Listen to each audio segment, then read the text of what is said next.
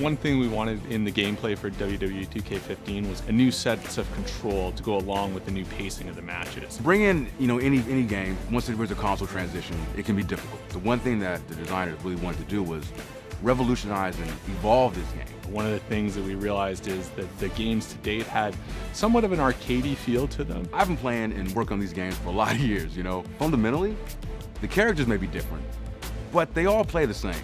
And that's one thing that's always stuck in my craw. But now, when it comes to the Xbox One and the PS4, those shackles are off. So we started looking at things like pacing and flow and how does a match start? What's the middle feel like and what does the end feel like? So there's a really good buildup of momentum and excitement through the course of a match. There's that moment in the beginning where they're testing each other out. They get into their chain wrestling, side headlock, cool transitions here and there to kind of gradually build the audience into the match before they start getting into their signature offense. We switched to a more cinematic camera. It focuses in on the characters' faces. If Randy Orton's, the one putting the hold on him, you see that he's fighting for that extra little, twerk. And I'm happy to say that we've finally been able to, implement that in this year's feature, and it just changed the game.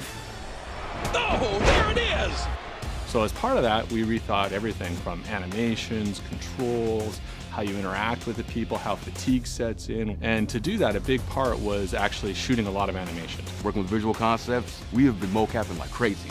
Let me tell you, when I'm not in my office, I'm at the mocap studio getting all the latest moves, entrances. The motions we're getting are just simply amazing. Wrestling video games aren't anything without animation data, and so we brought the game up to our own 2K mocap studio and have shot an immense amount of animation, over 6 times more animation than was shot in any previous year, and that's going to help us really kind of bring this new experience to life. Ooh. Seeing the way the game is coming together on next gen is really impressive, and as a fan of the series and as a fan of wrestling, we've really hit our stride with this game.